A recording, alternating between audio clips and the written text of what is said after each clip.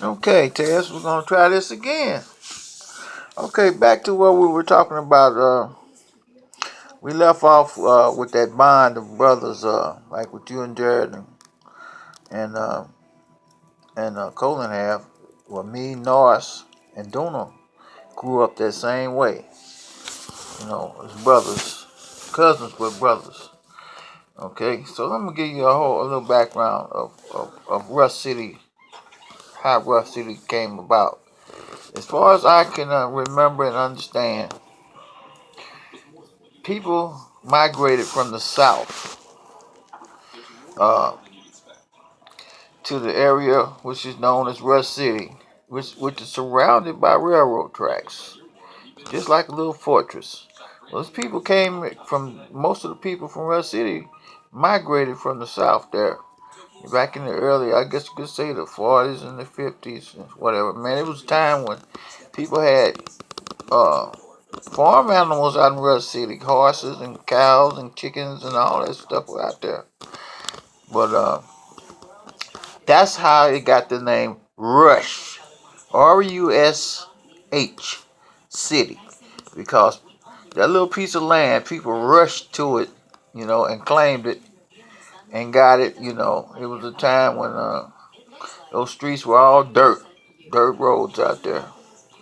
Anyway, as time grew, Rush City grew. Rush City at one time had filling station out there. It had, on that side of the street, across from my mama's house and across from my house where I live, was a row of businesses. It was a car wash, nightclub. The nightclub, my grandmother Gladys and Duna's uncle Booker owned that place. And then there was a couple of other places, restaurant, and about 5 or 6 places right up along under there. And back on our side of the street, down there at Mama's house, Mama had her mouth shop, you know, which Duna and Granny and them stayed at one time, but they moved. So when they moved, uh, Mama took that over, and basically she sold ice cream and stuff like that out of there until RB came along, and we'll get to RB later on. But back to the establishments. And like I said, Rush City was a bustling community, man. It had so many children on out there. In the streets. You had, when you first hit Rush City, you had Victory, and then Sycamore. Y'all stayed on Sycamore, where Jesse Street was. And then you had Hickory. Then you had Paradise. Then you had Liberty. Then you had Cook, and then Fallen Spring Road. Okay, and then the street that we all stayed on, Mama Street, which is Route 3, and it was also called Mississippi Avenue. Well, Mississippi Avenue was, boy, that was something else, because see, you could only get in. You come in from the north end of Rush City, which was East St. Louis. You had to come under that viaduct there, onto that highway there, and you went under that viaduct, and then it went all the way through down that street to the other end, which was another viaduct, and it led you out toward Cahokia and Sojay. So it was 2 ways in, 2 ways out, and the rest was surrounded by railroad tracks. And on the other side of the railroad tracks for us was the south end, where other people lived. It was a dividing line. And man, I could tell you some stories about the railroad tracks, but we'll get to that later. Okay, so back to my youth.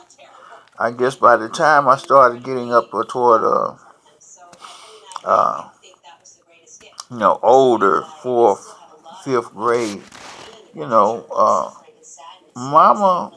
That's one thing I have to give her. She kept me involved in things.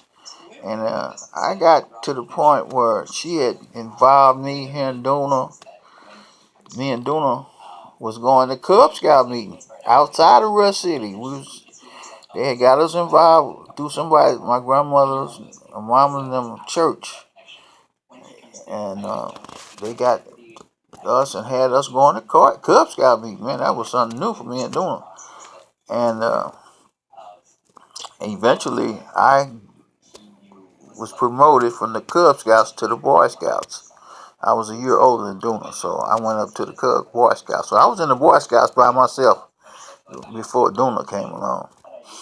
And the Boy Scouts, man, that was an outlet, true outlet for me, because I was the only kid in Rush City that was in the Boy Scouts, and it was the where I was the meeting place where I was going was across the tracks over in the South End, and on the weekends, Saturdays, I had to go over there to my meetings, and Mom and them didn't like that. They didn't like me going over there by myself. So anyway, they let Duna graduated from the Cub Scouts to the Boy Scouts. So me and Duna was going over there.